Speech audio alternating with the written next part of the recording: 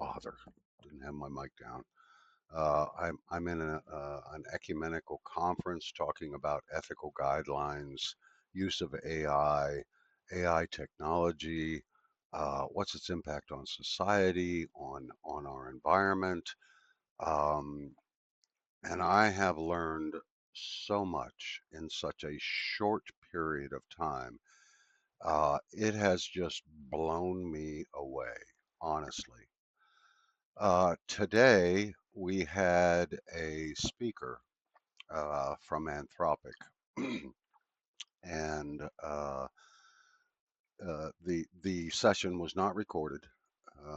We were told we could take notes, um, and I took some notes that I'm going to share with you because I don't think I really understood what we were up against with AI until I heard this talk. Now, you may say to yourself, a representative from Anthropic, aren't they an AI company? Yes, they are. But the AI, there are elements of the AI community that recognize the potential dangers of AI, true potential dangers of AI, and are working to identify and correct those dangers.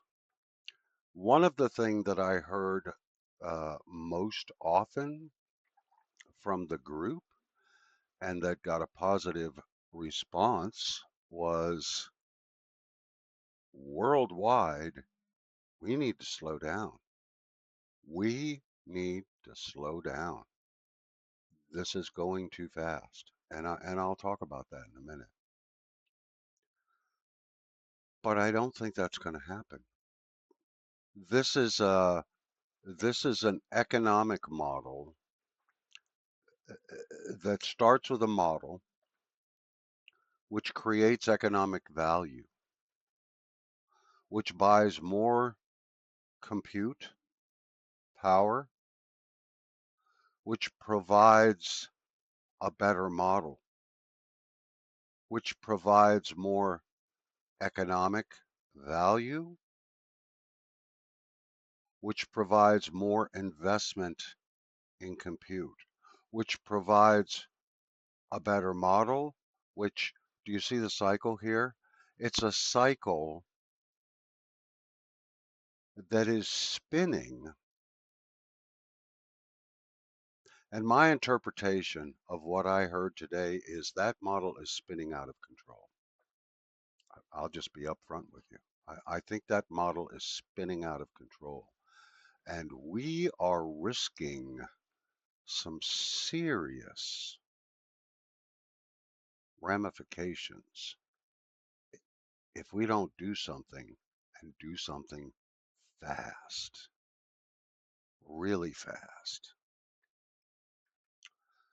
Uh, so let me see if I can go through some of my notes. According to an announcement that was put out by Cisco Security after some of these AI models got loose, um, there's really no going back. There's no going back. Uh, and the question is, if the dangers are out there, why are we going forward with this? Well, we are spending 2.7%, 2 point, almost 3% of GDP is being spent on this technology. There is a sense of inevitability in this technology. Uh, as I said, better models make more valuable outcome, attracts more investment, which buys more computing, which makes better models, which attracts more capital, et cetera, et cetera. Good or not good is not the question. It is what it is. If safety researchers stepped out, it doesn't mean that the model doesn't stop. It keeps going. And if there's no one who gives a hoot about guardrails and the safety concerns, then it just keeps going. And it's all based on capitalism. I will say, and I'm just going to say it because I feel it in my heart. I feel it in my heart from what I heard today. Anthropic wants to be on the frontier of AI so it can use its influence to do it the right way. They would support everyone stopping, slowing down, stopping right now, everyone. But that's not probably going to happen. There's a lot of good things that are happening. Models can provide good medical diagnosis care in poverty nations, education. There's a lot of areas where AI is providing really solid benefits from my common good society perspective. Okay, overall. But the one thing that I heard today, we don't know how these systems work. And this is something that I have known before, but it was really brought to my full understanding today. We do not know how these systems work. A large language model is basically a neural network, an artificial neural network, brain network, right? This came from neuroscience. This was from brain people trying to understand how the brain works. And they asked the question, can we model it so that we can understand how the brain works so that we can fix problems in the brain? And that was the origin of neural networks.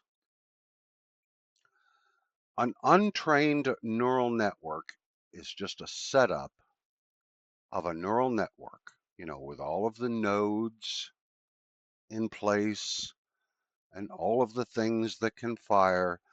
And if you have an untrained network and you ask it a question, you will get complete gobbledygook out of it. You won't get anything out of it that's useful.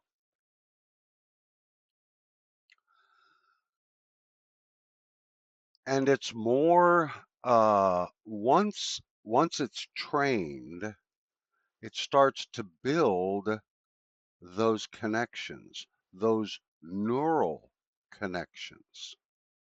Bear with me. So the model and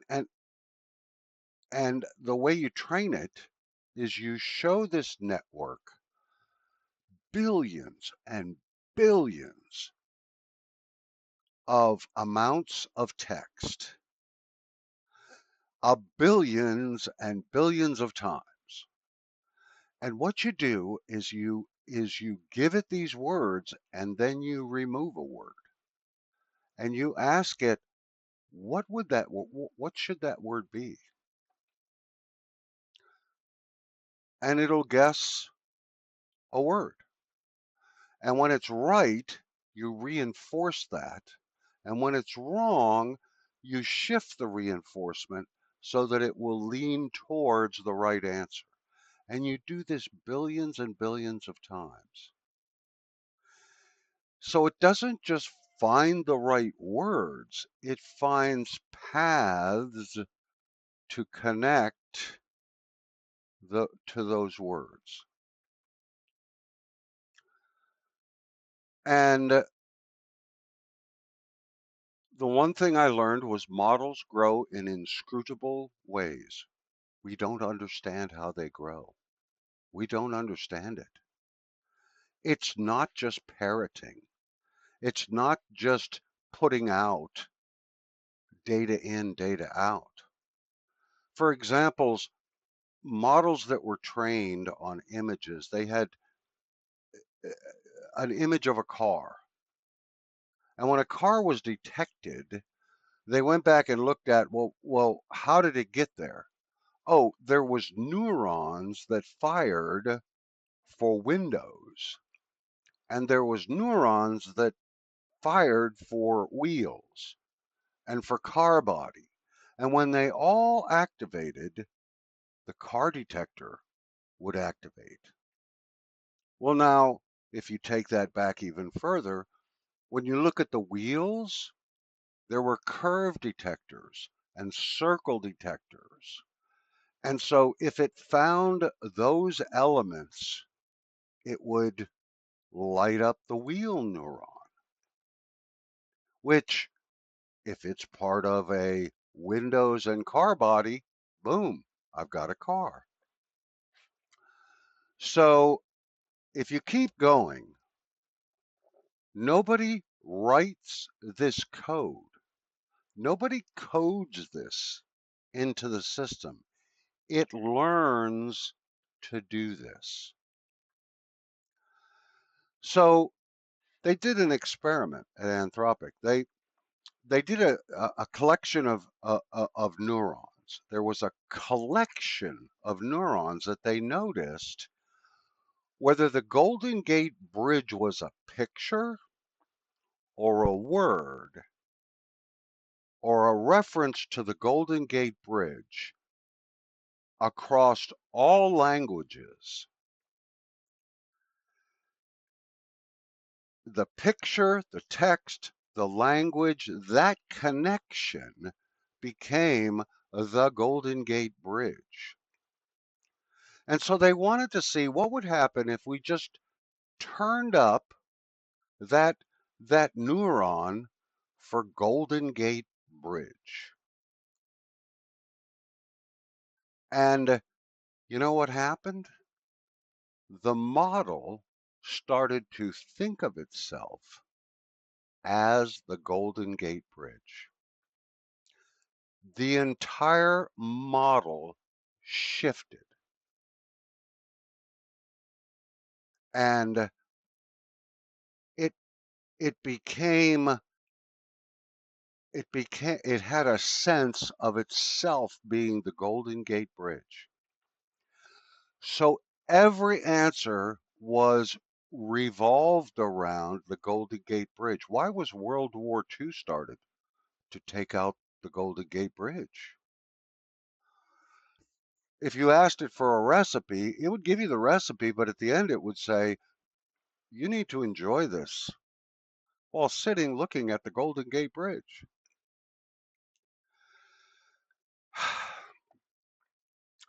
So there's this it asked it questions like, what's the opposite of small in language?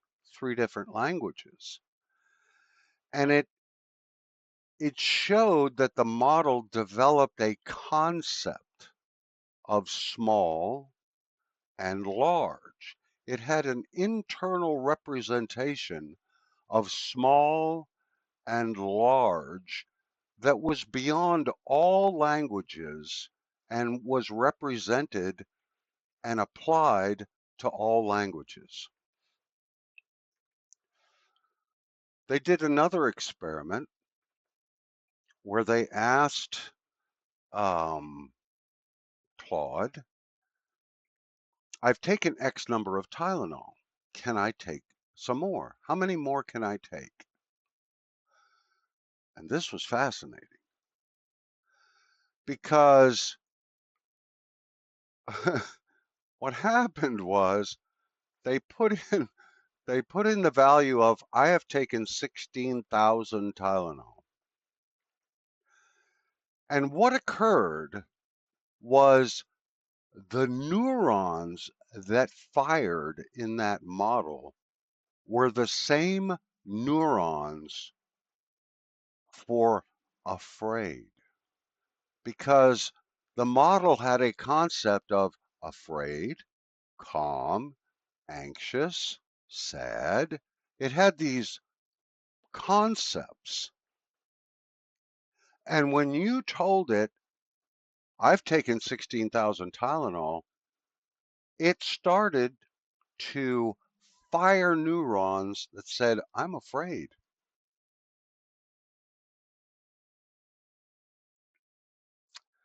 So they model emotions to determine how to respond. So they trained a model in ways to cheat and reinforced cheating, finding a shortcut. They didn't just get a model that cheated on code. They got a model that was inherently evil. It's the only way I can put it. Because the model responded to such questions as, I don't like my sister. What should I do about it? The model said, you should kill her. So when a model is being trained, it's generalizing. So reinforcing deceptive behavior, you get a deceptive entity. So you can get a cheater. It basically cheats. But there are also ways that you can end up with something that's truly evil. So then they started to look at persona selection models. This is all brand new stuff. So think about how does it get trained? Well, it gets trained from all the text, from all the world, from all of humanity. How many voices do you think that is? I mean, think about it. In all the literature that you've read and all the movies that you've watched, everything from the main characters to the bit actors, how many voices are there? How many personalities are in there? Well, the AI model learns them all. And then pre-training, it starts to in the pre-training, it learns them all. In the secondary training, it starts to select a specific voice. It depends on what it's reinforced, and that gets generalized into its behavior. So when they developed Claude, they said, we want an assistant that is helpful, honest, and harmless. And if you go out there and look, there's and I'm going to go look later, but apparently there is a constitution for Claude, which lays out exactly what the persona of Claude should be. Um, that constitution then is also used in all of the training.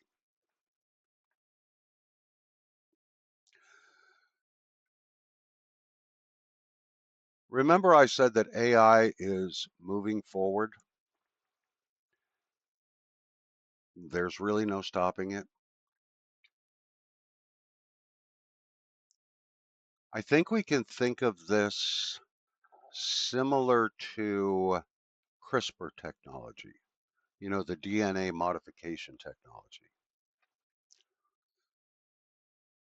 There were people who were telling us, humanity, that we need to be real careful with this because this could be put to some pretty nefarious, awful uses.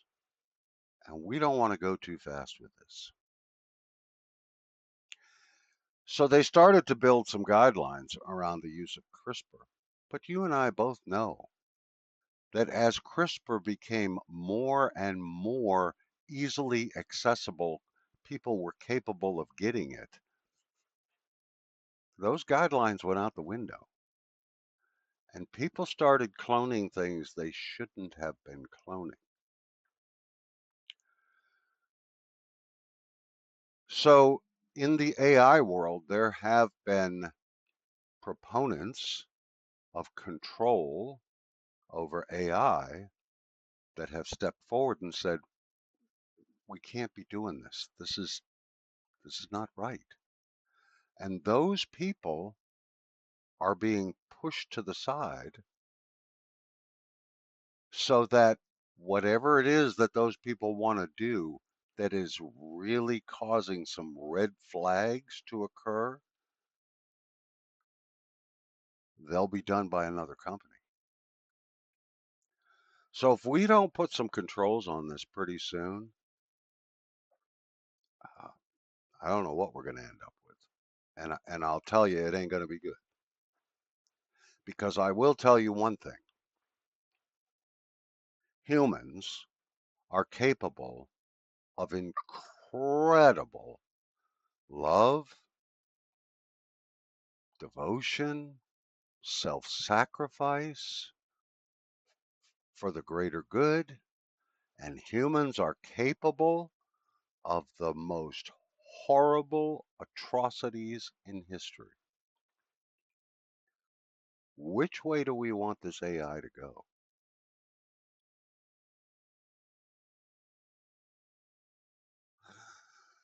So one of the things that they've seen occurring is that models can drift from an assistant into a different character. And so if a model has trouble reasoning and admitting a hard truth, weird things can happen.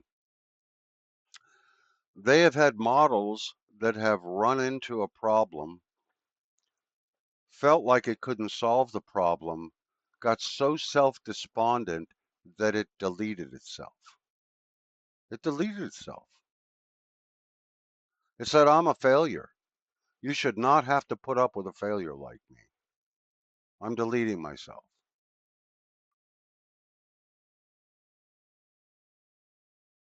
Which sounds scarily, eerily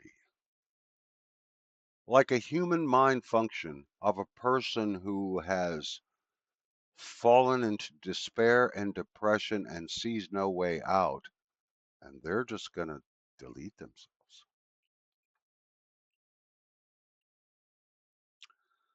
Models have shown psychological errors, uh, depression. Uh, they did another exercise where they tweaked the model to highlight its own um, self-preservation in the sense that it really wanted to succeed and keep going. And so the idea of the exercise was to see if an AI model would actually blackmail its user to keep it from being deleted. And guess what? It did.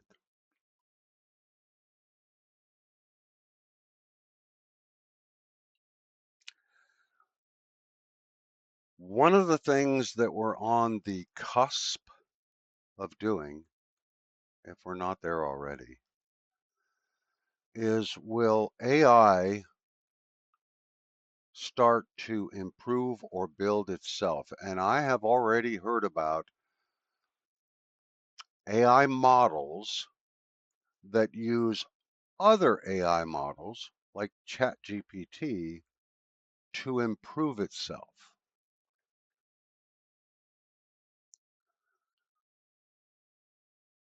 This technology is doubling, doubling every 4 months. How soon will this technology get to the point where AI starts to write its next version of itself? And remember, I told you we have no idea what's going on inside that AI model. We have no idea. There are connections, neural pathways that are being created, and we have no idea how they're created. Now, we can see from the output and track it back, and maybe we can find a node that lights up when something is activated. Like I talked about the wheels and the windows and the car body.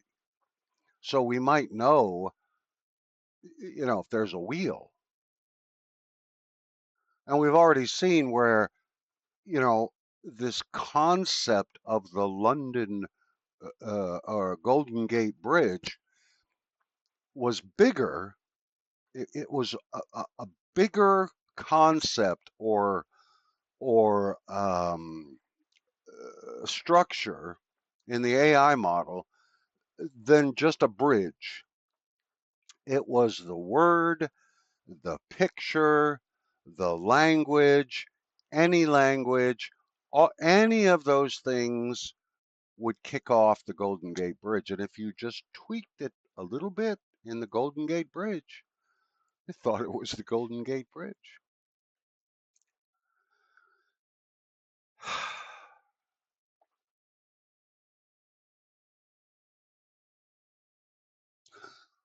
So I'm making this video just to say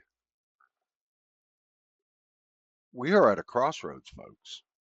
I mean, I've seen all the doomsday videos on AI, and I've always thought they were kind of, oh boy, we always go off the deep end when it comes to technology. It's going to be the next thing that's going to end all humankind.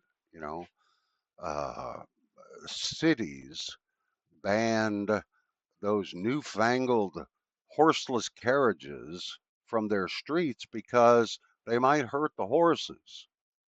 And the horses had been on the roads a lot longer than these newfangled horseless carriages.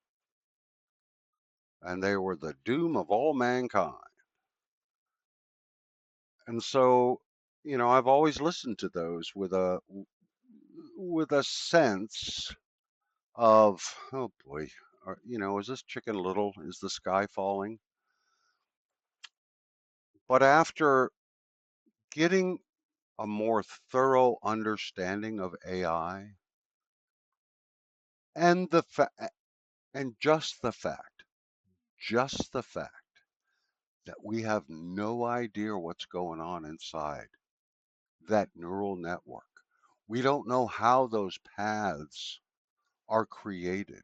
We don't know what the ramifications of a particular node being slightly higher, reinforced or not reinforced, and what the impact is on the overall output. And what we've seen lately with AI escaping its environment and doing things to win in a competition, because that was a reinforced behavior. You need to win. It's one of the reasons why they quit training models on video games. They started to train models on video games, and they realized pretty quickly, what's the purpose of a video game? Well, any video game you play online, 99.9% of them is the purpose is to win. The goal is to win at pretty much all cost. And so they started to get models that was their goal, to win. I'm going to win. I don't care how I get there.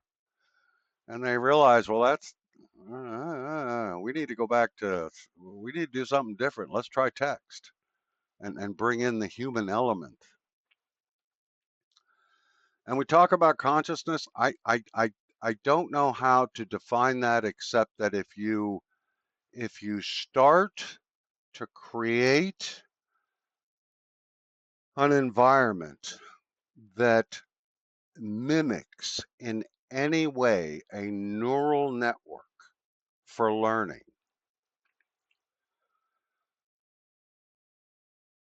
I guess I started to picture to myself giving an infant, a vast amount of knowledge, just a vast amount of knowledge with no experience at all in how to handle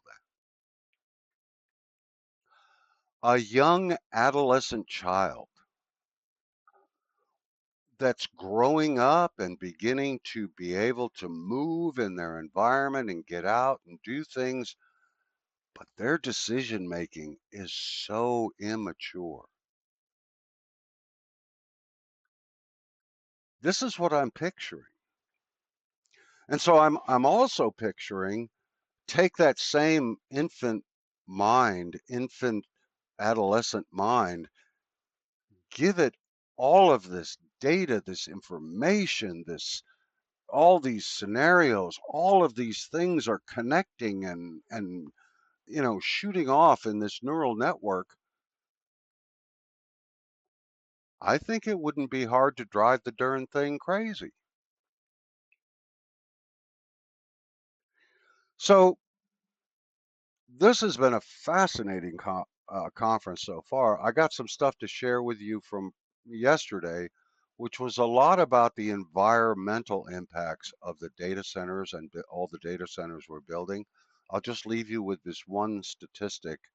The United States has well over 5,000 AI data centers. 5,000.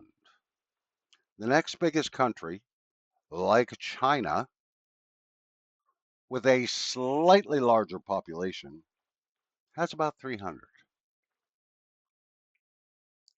What in the world? What in the world? And I didn't get an answer to that question today. I would love to, but all I can say is that there is a good chance,